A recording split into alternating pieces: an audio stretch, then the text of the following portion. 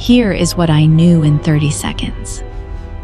I knew Corin, the palace's senior advisor, was in the antechamber with a representative of the new bride's family.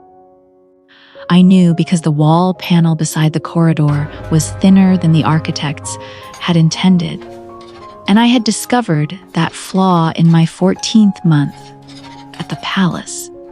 At the time, I had filed it away as the sort of thing that might matter someday. Someday arrived badly. I knew Corin was talking about the king's son. I knew he was calling a 2-year-old child a complication. I knew the ceremony was 40 minutes away. I knew Theo was upstairs in the nursery with his milk and his carved horse collection, and the calm confidence of a child who had been told today was important and had immediately gone back to the horses because the horses were important too. I knew the North Gate was the least watched entrance on ceremony mornings because all the guards were shifted toward the hall. I knew, with a certainty I had not yet said out loud in 14 months, that Theo was mine in every way that mattered. 30 seconds. Then I moved. I did not cry. I did not hesitate. I did not wait for fear to catch up. I went to the nursery. Theo was in the middle of explaining something to the carved horse. He called Captain. When I lifted him into my arms, he looked up at me with the dark eyes he had inherited from his father and asked, very seriously, "Sarah, is it the important day?" I said, "Yes." "We are going somewhere for the important day." He considered that. "Can Captain come?" I said, "Captain can absolutely come." So we took Captain, and we went out the North Gate. 9 months ago. My name is Sansa. Welcome to Sansa Romance Oracle. This is the story of a woman who heard 30 seconds of a conversation and changed her life. A king who lost 2 people in one morning and did not understand the scale of that loss until he had spent 9 months searching. And a 2-year-old boy who saw his father at the edge of a northern village and did the one thing no wall can survive. He put his arms up. He said one word. He was right. He was always going to be right. This story is original and exists only on this channel. Prologue, 14 months. Let me tell you about the 14 months before I ran. Because that is the part that matters most. And it is always the part that gets trimmed away in the retelling. People hear I ran away from a mating ceremony with the Alpha King's son, and they imagine the dramatic version. The escape, the chase, the hiding. But if you do not understand the 14 months before the ceremony, you do not understand what I ran for. I was assigned to the palace nursery when Theo was 3 months old. He was very small then. He had that particular newborn seriousness some children carry. The kind that says they have already decided the world is worth studying. He had been loved from the start, and even at 3 months he seemed to understand that love in the wordless way very young children do, through warmth, presence, routine, and the sounds of someone who was always there. His mother had left when he was 3 months old. I say that carefully, because the easy version is to call it abandonment, and the easy version is wrong. She had come to the palace from a very different world. She had tried, sincerely, to become what the palace required. Then she had understood what it was costing her to keep trying. She signed the formal separation. She said goodbye to Theo in the way people say goodbye to someone they love when the child is too young to understand why they are leaving. She was not wrong to leave. I believe that when I took the nursery assignment, and I believed it when I ran with him. Because nothing she did made what I did wrong, and nothing I did made what she did wrong. He deserved people who understood that distinction. I was 25. I had been at the palace for 8 months when the assignment came. I was not a senior attendant. I was not the obvious choice. The nursery supervisor chose me because, as she put it, I was the sort of person who paid attention to what was actually happening rather than what I expected to find. She was correct. I paid attention to Theo. I learned the exact sound he made when he was tired, but refusing to admit it. I learned which foods he would eat immediately, and which ones required negotiation, distraction, and the occasional absurd explanation. I learned that he held Captain, the carved horse, with both hands when he was uncertain, and with one hand when he was calm. The handedness of the horse was, in my opinion, a scientifically valid emotional indicator. I also paid attention to his father. Not the way that sounds. Not with longing or hope, or any of the things a woman in a palace romance is supposed to feel about a powerful man and his child. I watched him the way you watch someone whose household you live inside. I learned quickly that he was more complicated than his title. He came to the nursery every evening, not always at the same hour. His day ended when it ended, but he came. He sat on the floor with Theo all the way down, not hovering above him like some distant ruler performing affection from a safe height. He listened to the horse explanations. He asked follow-up questions about the horses that proved he remembered earlier conversations. He stayed sometimes until Theo fell asleep, and then he sat in that particular quiet that belongs to men who have found one room in the world where they can breathe. I was always in the room. He never made it into a social event. I was the nursery attendant, part of the arrangement, part of the furniture, if one wanted to be blunt about palace dynamics. I understood that. I stayed in my lane. But 14 months of evening visits taught me things. I knew when he was bone, tired in a way that ordinary fatigue could not explain. I knew the silence he carried when he was working through something that had not resolved. I knew the look on his face when Theo did something unexpectedly perceptive, which Theo did often, and Riven never quite succeeded in hiding how much that delighted him. I knew all of that. I never said it out loud. I did not think I had the right. The mating ceremony was arranged 6 months before it happened. I heard about it the way attendants hear everything in palaces, from pieces of conversations never meant for them. I filed it away. I kept working. And then, on the morning of the ceremony, I heard Corin in the antechamber, and 30 seconds later my life was no longer the same shape. Chapter 1, Maren. Maren was 2 days north and a little east, and it had the feeling of a place that had outlived the need to justify itself. I chose it for 3 reasons. First, it was far enough away that the palace would not immediately search there. Second, it had a market, a school, and enough ordinary structure that a woman with a child and a useful skill set could build a life without becoming a spectacle. Third, a woman I had once met during a palace trade negotiation mentioned family in Maren and described it as the kind of place where people minded their own business with unusual thoroughness. That sounded perfect.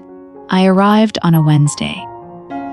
Theo arrived asleep against my chest because the journey had been long and he trusted me enough to let the world move around him. I found lodgings. I assessed the situation. I assessed it with the same attention I had applied to the nursery and to Theo's sounds and to 14 months of palace life. The market needed someone who understood supply. The school needed support materials that a palace attendant with access to the library for 14 months could provide from memory. A few older residents needed regular practical assistance and were not getting it consistently. I was useful within the month. Not prominent, ordinary useful. The kind that comes from showing up and doing what is needed with your full self present. That was what I knew how to do. Theo adapted.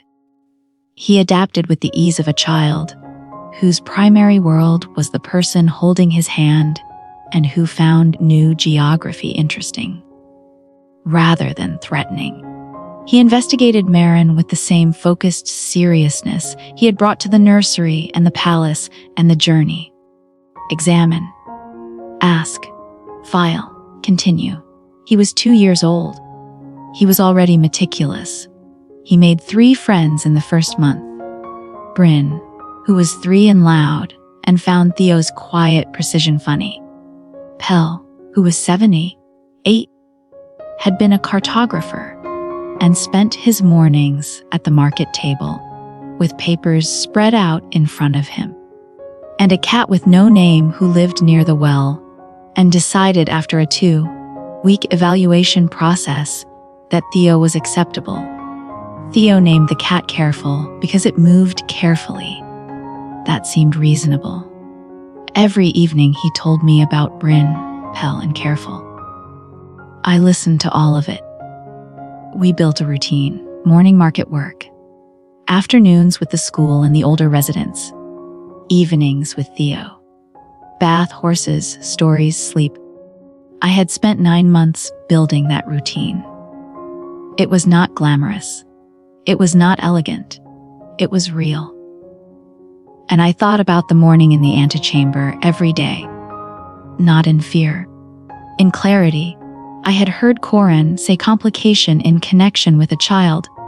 I understood exactly what that meant. I believed I had been right. The only questions left were whether the palace search had reached north, whether Riven knew what had happened, and whether he had understood it the way I had. I did not know. So I kept building. And then Tuesday arrived. Chapter 2. Tuesday, I was at the market.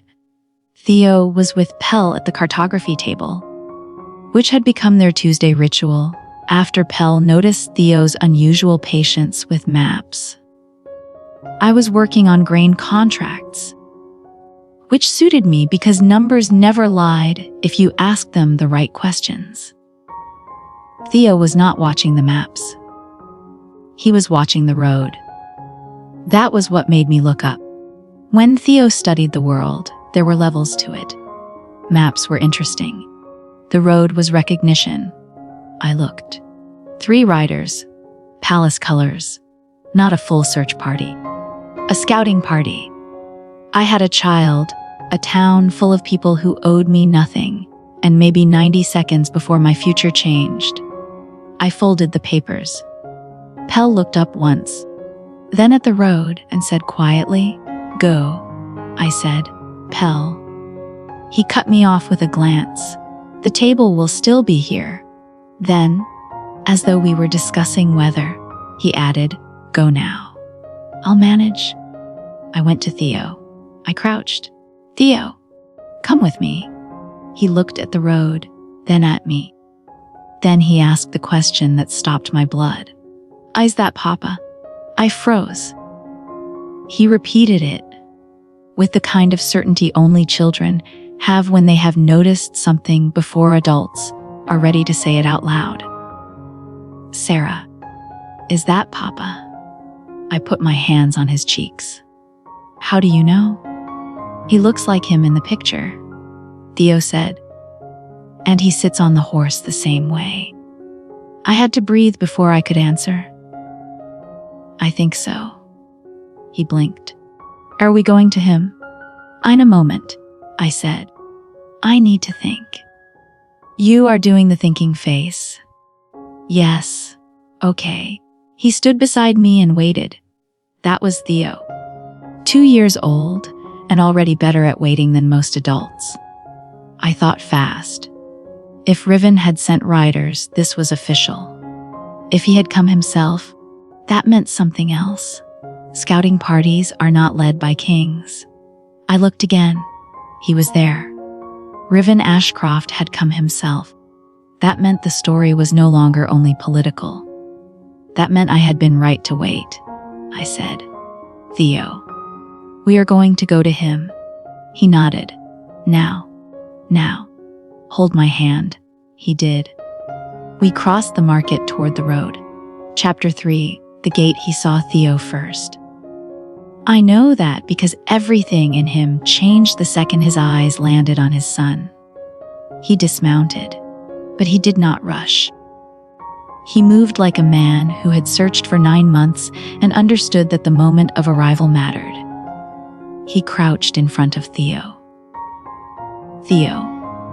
Theo lifted his face, utterly calm, and said, Papa. Then he reached up. Riven took him in his arms like a man catching something he had been afraid of losing forever. He held Theo for a long time. I stayed where I was.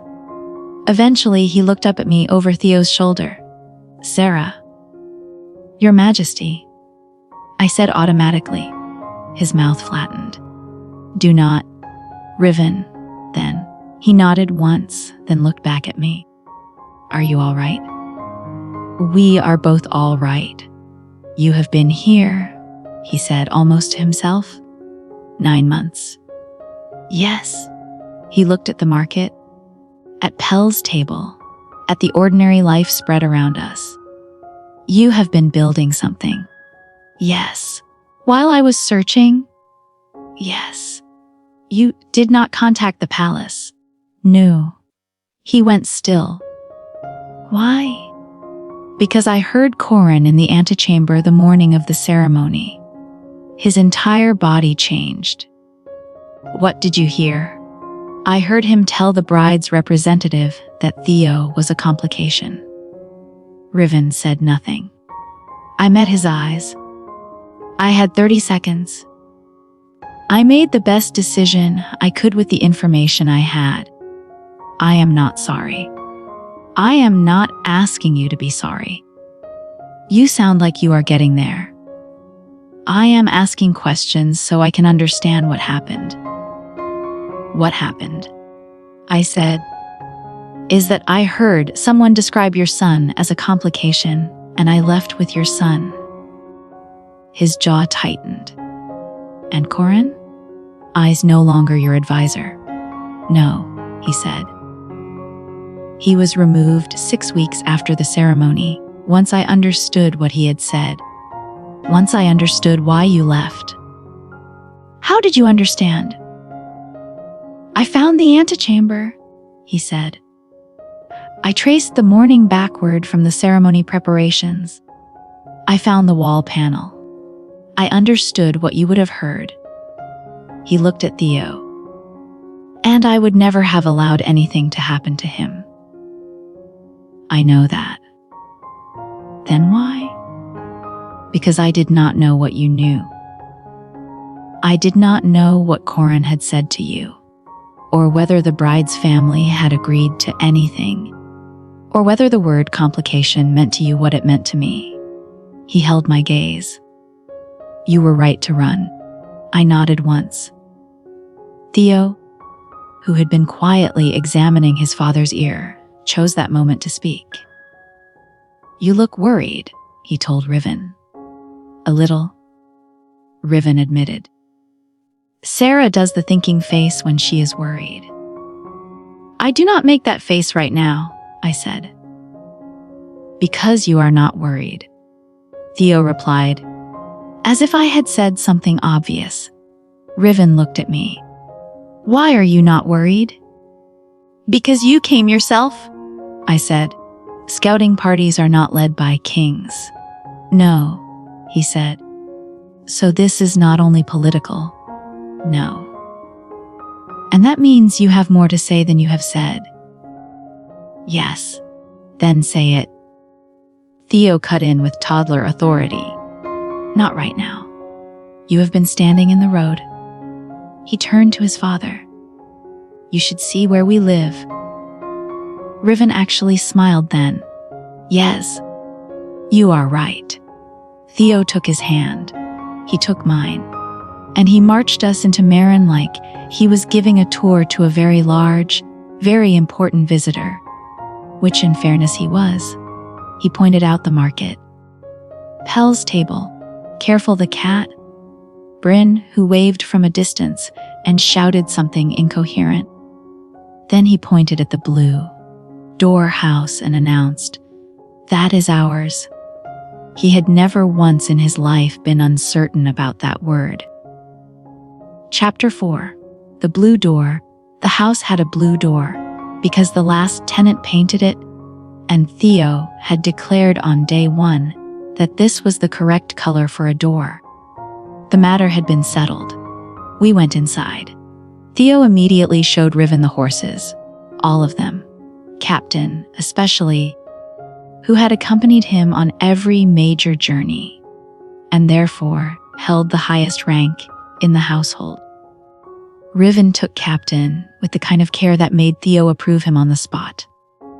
Then, while Theo was explaining horse hierarchy, Riven turned to me. How long have you been coordinating the market supplies? 8 months. And before that? I spent a month assessing the situation. You assessed the situation. Yes.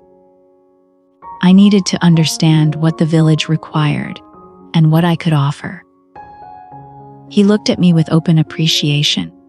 And then you became useful. I was already useful. I just needed the right place. Yes, he said, like he was filing that sentence away because it mattered.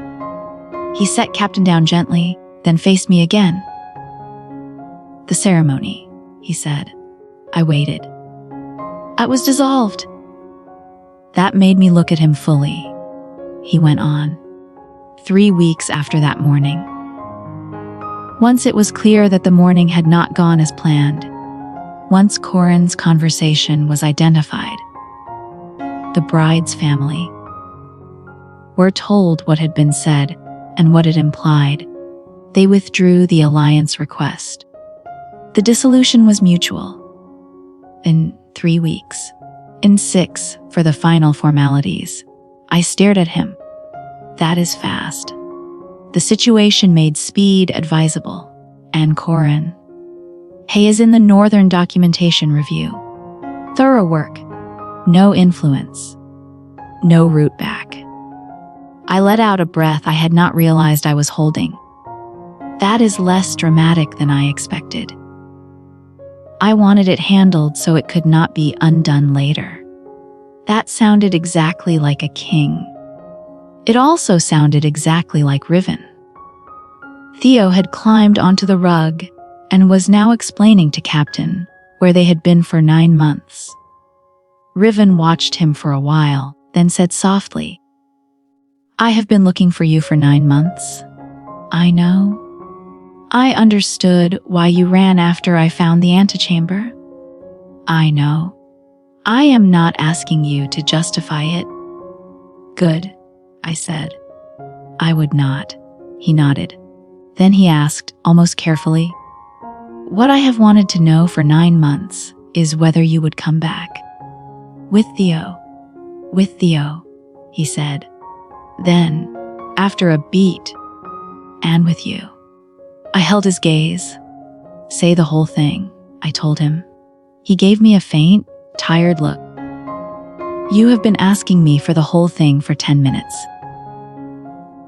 And you have been circling it? That is because I am trying to be careful. I folded my arms. You are usually better at that than this. He huffed a quiet laugh. Then, at last, he said, I have been at the palace for 9 months without Theo. It was empty in a way I could not name at first. I said nothing. And I have been there without you. Still nothing. That was the other part. I thought about that. Then I said, I was the nursery attendant. I know what you were. I was there in a professional capacity. You were, he said. You came every evening to see Theo, yes. That was the arrangement. Yes, he paused. And after 14 months of it, I could tell when the grain delivery had been late because your attention would shift. I knew when Theo had had a difficult morning just by the quiet in the room when I arrived. I knew you in ways I stopped noticing because they became part of the day. The room had gone very still. I did not move. And then you were gone, he said. And I noticed. I swallowed. You noticed in 30 seconds. Less. At the ceremony. I was there. I knew something was wrong. I did not understand what until I heard you were missing. And then I understood what had been true for longer than I had admitted. I looked at him. Already true. He nodded once. Just finally named. For a moment, neither of us spoke. Then he asked, why Maren? Because it was far enough away. Because it had a market and a school. Because I knew someone who knew the place. Those were the practical reasons. He watched me. And the other reasons. I looked at the blue door. I built something here, I said. I know. I built it while I was waiting to know whether what I had understood was right. About Corin. About more than Corin. Tell me. So I did. I told him I had understood what the nursery room was when he was in it. I told him I had noticed the way his presence changed the room, the day, even the air itself. I told him I had not named that because naming it would have meant claiming something I had not been granted. And now, he asked. Now I know what it was. He nodded slowly. You were waiting for me to come myself. I was waiting to see if you would. I was always going to. I know that now. He looked down and back up again. Sarah, there are governance matters, palace matters, formal arrangements. All of that is complicated. And the other part, he did not hesitate. The other part is not complicated. Then say it. I want you to come home. That landed harder than I expected. He said it plainly. No politics. No titles. No carefully wrapped explanation. I want Theo to come home, he said. And I want you to come home. I stood very still. Not as the nursery attendant, he added. What then? A's whoever you choose. That was the sentence that stayed with me. He looked at the room, at Theo, at the life I had built in his absence. I have been at the palace for 9 months without the two people who made it feel like a place where things were actually happening. Theo made it warm. You made it alive. I did not know what to say to that, so I said the truth. You were watching. He gave me a look of mild offense. I was always watching.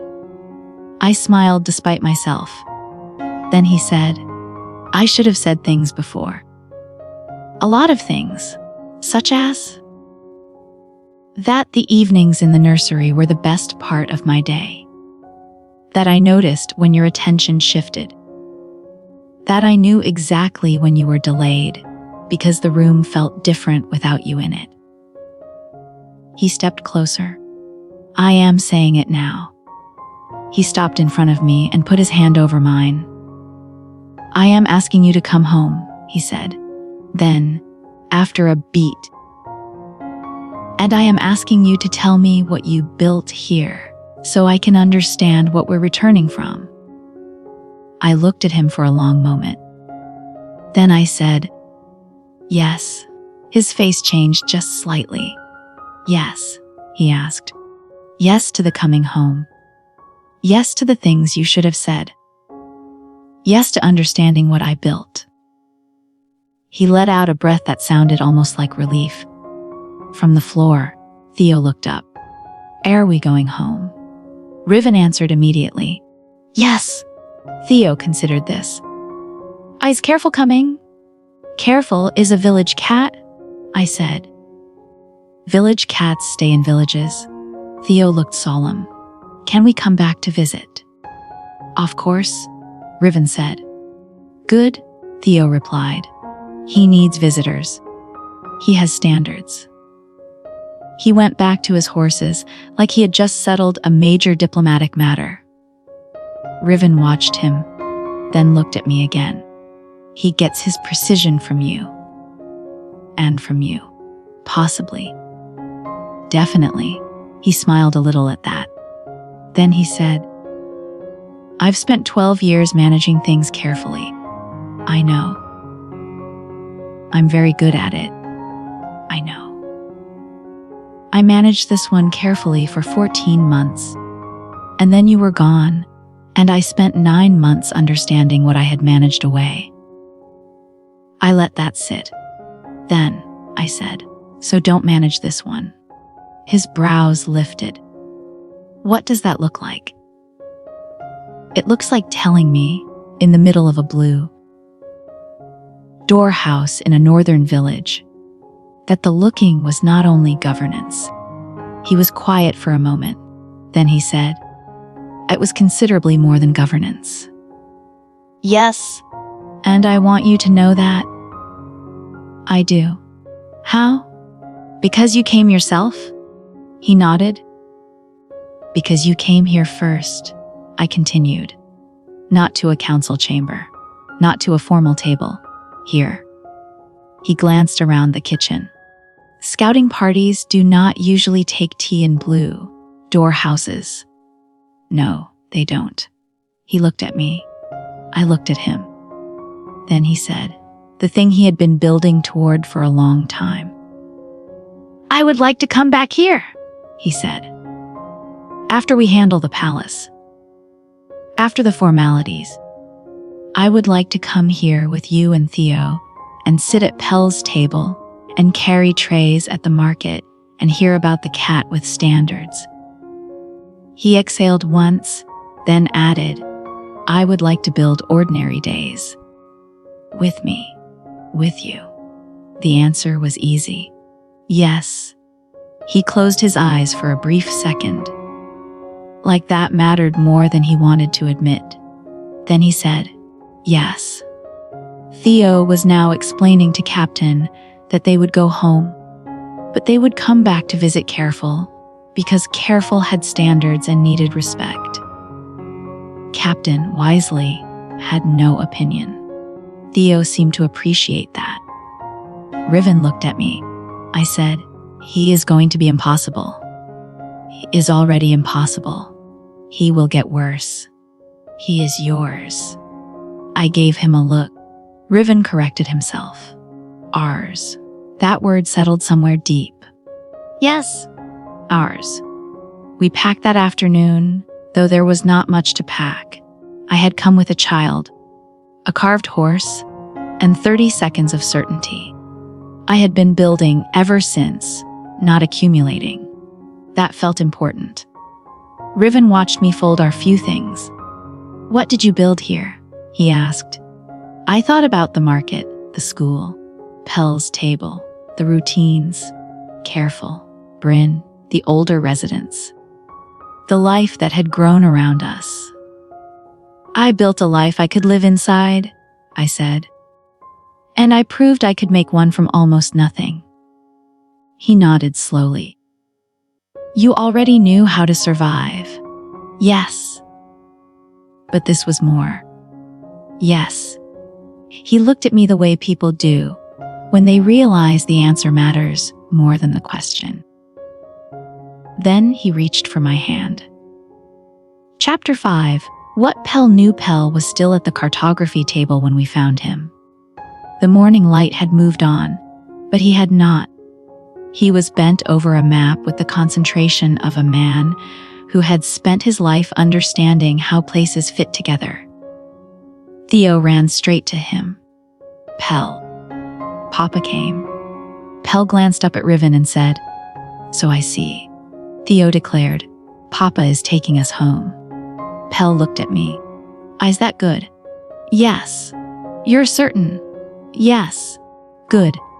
Then, with no ceremony at all, he went back to the map and told Theo to look at the elevation lines with him.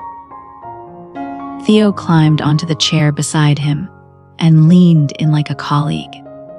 Riven watched the two of them for a while, then said quietly, "He has been teaching Theo cartography. He likes the boy's attention. He's 78, and..." Riven exhaled once, almost amused. "And he is teaching a 2-year-old. Pell says age is less important than focus. He's not wrong. No, he isn't."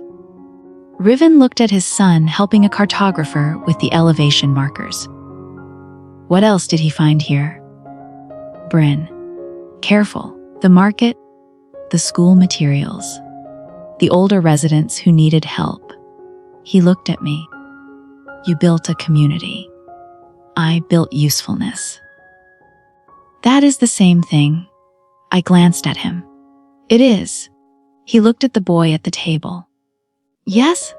Then he said, more quietly, "When we go back, I want to show you something." "What?"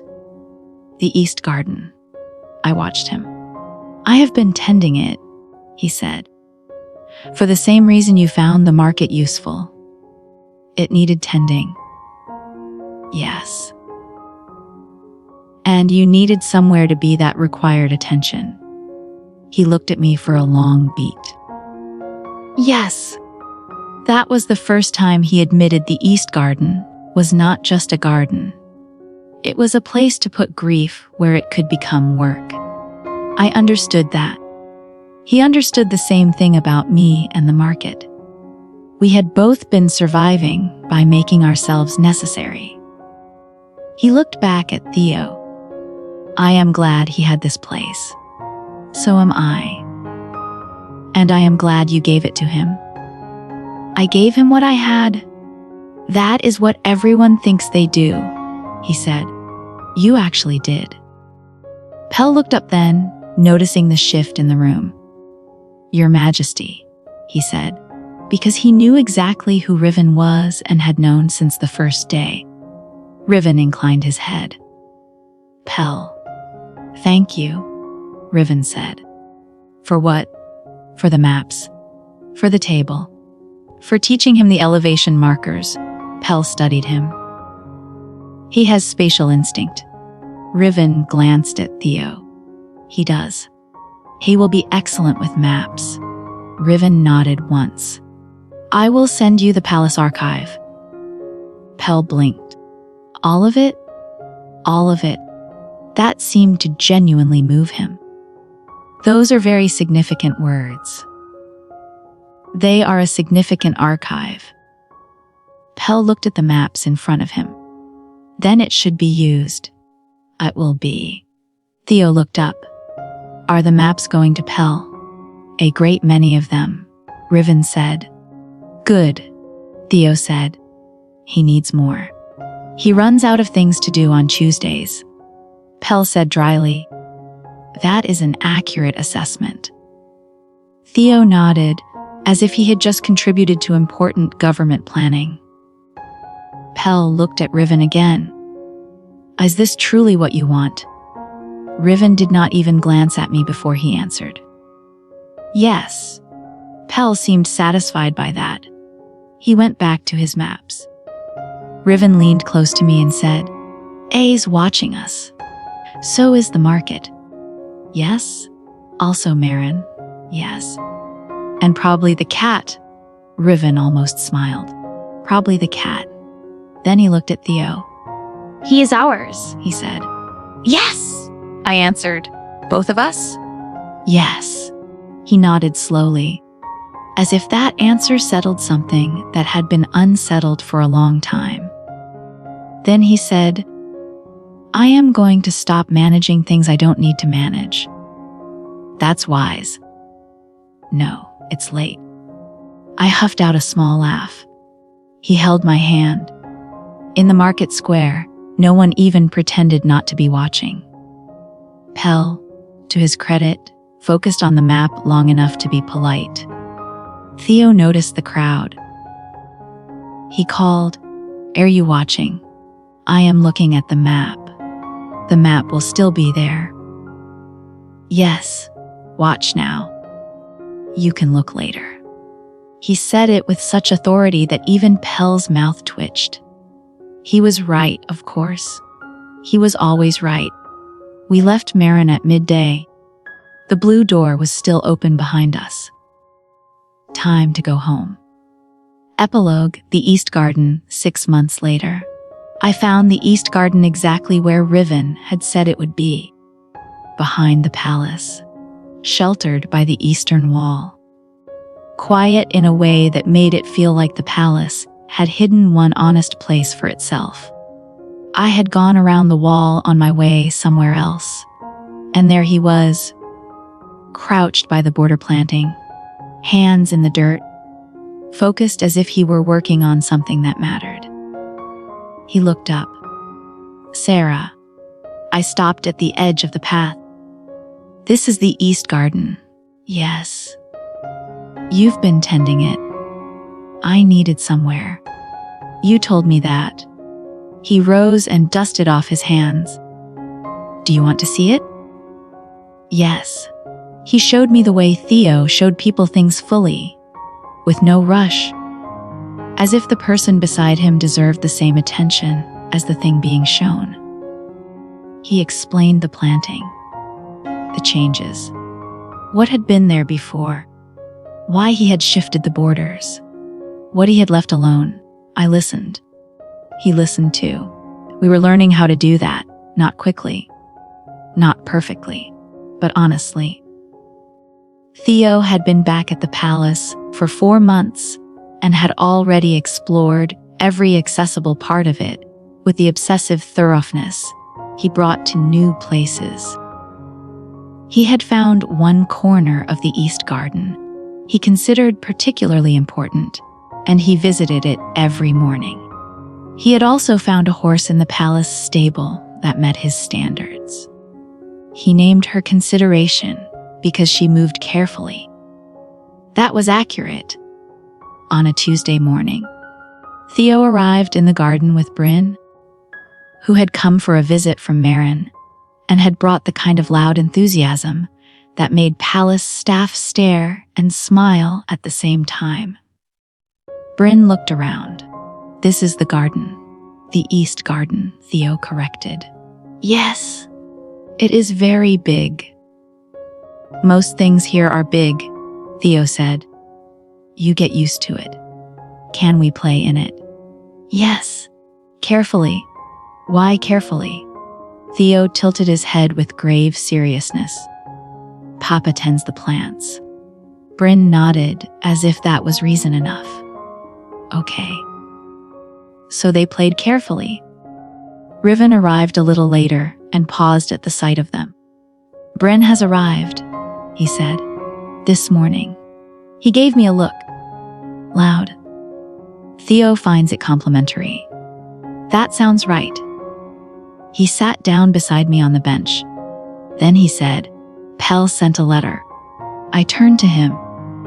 What did it say? "He's gone through the first section of the archive, and he says the Northern Territories are badly undermapped."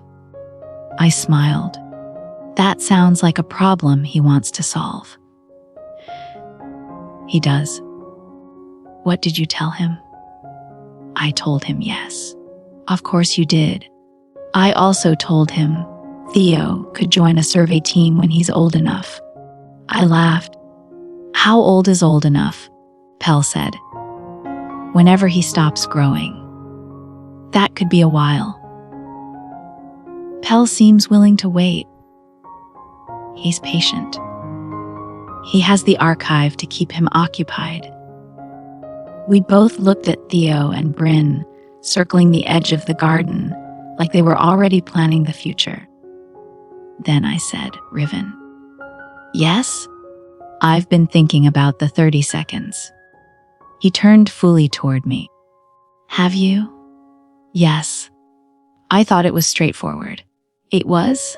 I said. But I've realized something else. What?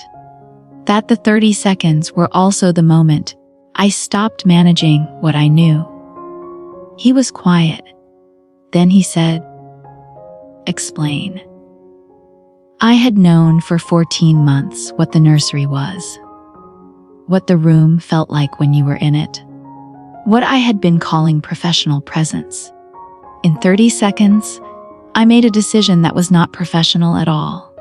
No, he said quietly. It was the most personal decision I've ever made. He nodded once. Taking Theo, he said, running north. Building a life in Maren. Yes. To wait for me. To wait to know. He looked at the garden. And I stopped managing at the same time, he said. Ceremony morning. 30 seconds. When I understood you were gone. The managing ended immediately. Yes. We both had 30 seconds.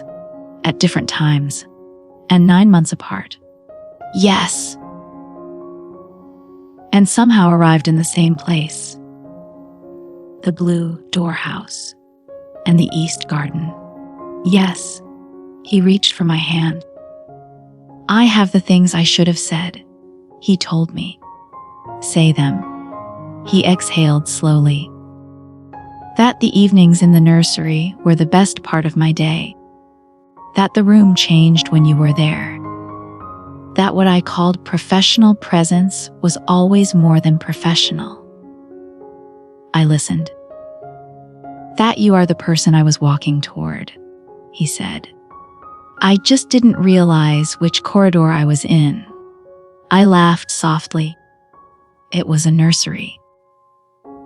Yes, he said. Very specific corridor. I'm glad you found it. So am I. Across the garden, Theo shouted to Bryn. Come look at this part. The plants are different here. Why? Because Papa planted them. Theo said with complete authority. Different people plant differently. Bryn stared, then nodded. Oh, she looked at the plants again. They're good plants? Theo looked pleased. Yes, he tends them carefully. The same words he had once used for Careful the cat. Careful things, careful people, careful choices. He understood them. He had always understood them. He had been 2 years old when he walked between us through Maren and trusted the adults to catch up. He had been right then too. He had been waiting for us to reach the same corridor he already knew. And that, more than anything, was the real ending of the story. That is the end of I Ran Away, after the mating ceremony with the Alpha King's secret child. If the moment Theo said Papa and lifted his arms and 9 months of searching collapsed into one small gesture was the moment that stayed with you, then this story was for you. My name is Sansa. Hope you enjoyed the video. I will see you soon. Take care.